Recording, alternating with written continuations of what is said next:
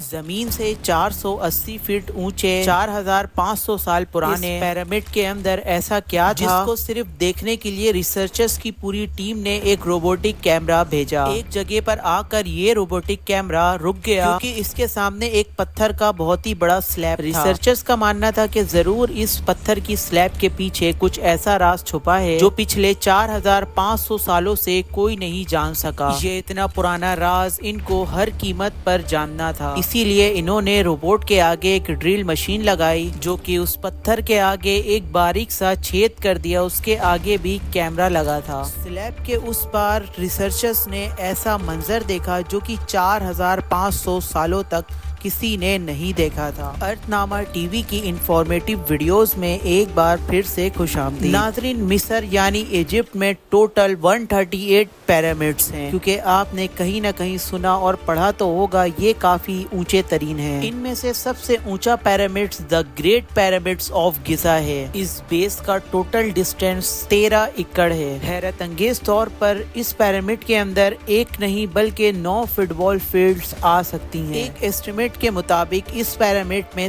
23 لاکھ بڑے بڑے وزنی پتھروں کا استعمال ہوا ہے، جن میں سے کئی پتھروں کا وزن 50 ٹن بھی تھا، اور اگر اس پیرامڈ کی ٹوٹل وزن کا اندازہ لگایا جائے تو تقریباً یہ 60 لاکھ ٹن سے بھی زیادہ ہے، جو کہ 12 برج خلیفہ کے وزن کے برابر بنتا ہے۔ لیکن اتنے اونچے ترین پیرامڈز بنانے کا آخر مقصد کیا تھا؟ جب ہزاروں سال پہلے انسان کے پاس کوئی ٹیکنالوجی بھی نہیں تھی تو ان پیرامڈز کو سٹیپ بائی سٹیپ لیول کیسے کیا گیا؟ کیسے 50 ٹن وزنی پتھروں کو کاٹ کر 480 فٹ اونچائی تک پہنچایا گیا؟ یہ سب آپ جان سکیں گے آج کی اس انفارمیٹیو ویڈیو میں۔ کئی سالوں سے مختلف ریسرچرز ٹیم اس پیرامڈز کے اینگل کو جاننے کے لیے سر جوڑ کر بیٹھی تھی کہ آخر ہر پیرامڈ کی ہر size exit north, south, east, west پہ بنا کمپس کے کیسے بنائی گئی۔ کافی ایکسپرٹس کا یہ ماننا ہے کہ سب سے پہلے ایسی زمین وہاں تلاش کی گئی ہوگی جو کہ لاکھوں ٹن وزنی پتھروں کا وزن جھیل سکے۔ اس کے بعد پولر سٹارز، وہ ستارے جس میں ارتھ کی پولز کا پتہ چلتا ہے، کی مدد سے پیرامڈز کے ہر حصے کو مارک کیا گیا۔ نہ ہی کوئی کمپس اور نہ ہی کوئی آپٹیکل انسٹرومنٹ، صرف ایک بیسک ٹیکنیک سے ہی ہزاروں سال پہلے اس پیرامڈز کی ڈائریکشن کو سیٹ کی گئی، وہ بھی بالکل زیرو ایررز کے ساتھ۔ اب ریسرچرز کا چیلنج تھا زمین کو لیول کرنے کا۔ جس 13 ایکڑ کی زمین پر اس پیرامڈز کو بننا تھا، اس کا لیول اگر تھوڑا سا بھی آؤٹ ہوتا تو 23 لاکھ اتنے وزنی پتھروں کا کھڑا ہونا بالکل ناممکن تھا۔ اس ٹائم کی انجینئرز کے پاس نہ ہی تو کوئی ٹیکنالوجی تھی اور نہ ہی تو کوئی مشین۔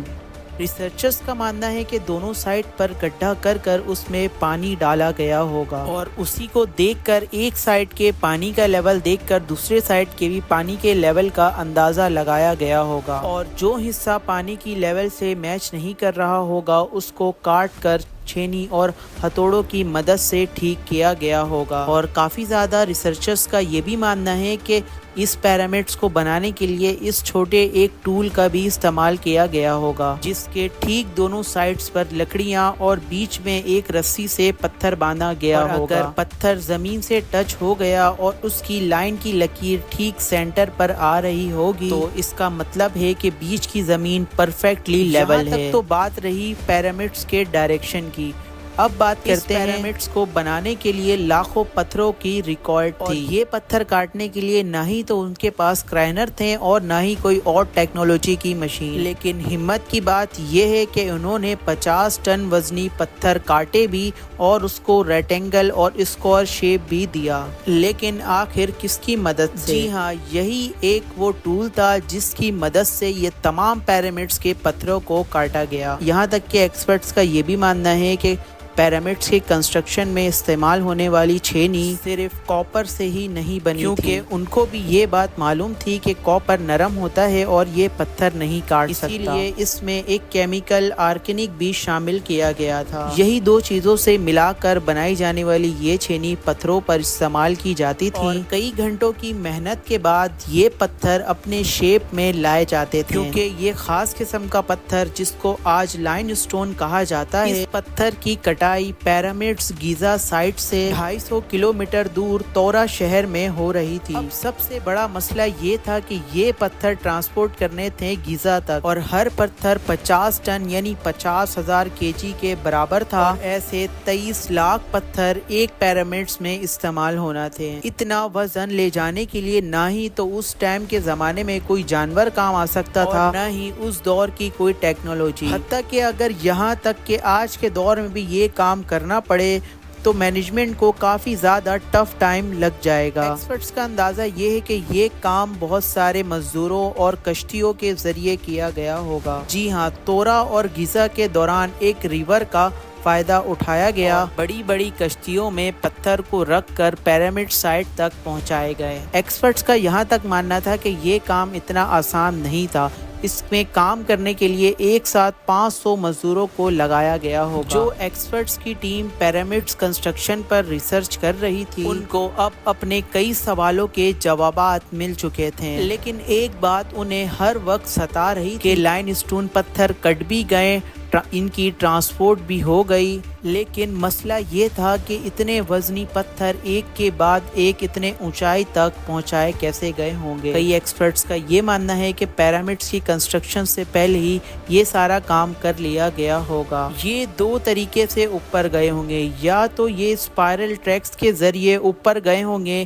یا تو یہ زگ زیگ کے ذریعے، لیکن ایک بات تو طے ہے کہ اتنے بھاری پتھر بہت ساری مزدوروں کی آرمی کو لگا کر کھینچ کر ہی اوپر گئے ہوں گے۔ بات صرف اتنی سی نہیں تھی، ایک چیز نے جو ایکسپرٹس کو حیران کر دیا تھا، اس پیرامڈس کو بنانے کے اندر کافی اپارٹمنٹس کا یوز کیا گیا، اور اس اپارٹمنٹس کے اندر جو لائم اسٹون پتھر یوز ہونی تھی، بلکہ وہ پتھر نہیں بلکہ گرینائٹ پتھر کا یوز ہوا تھا۔ گرینائٹ ایک ایسا پتھر ہے جو ڈائمنڈ کے بعد دوسرے نمبر پر سب سے مضبوط مانا جاتا ہے۔ آخرکار اتنے اونچے پیرامڈس بنانے کا مقصد کیا تھا؟ اس پیرامڈس میں کتنے مزدوروں نے کام کیا؟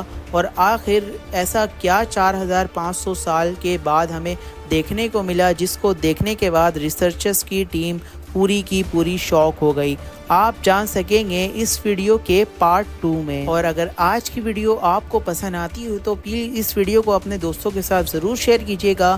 ہم ملیں گے پھر کسی اور ایک انٹرسٹنگ ویڈیو کے ساتھ، ملتے ہیں پارٹ 2 میں۔ اجازت دیجیے گا، اللہ حافظ۔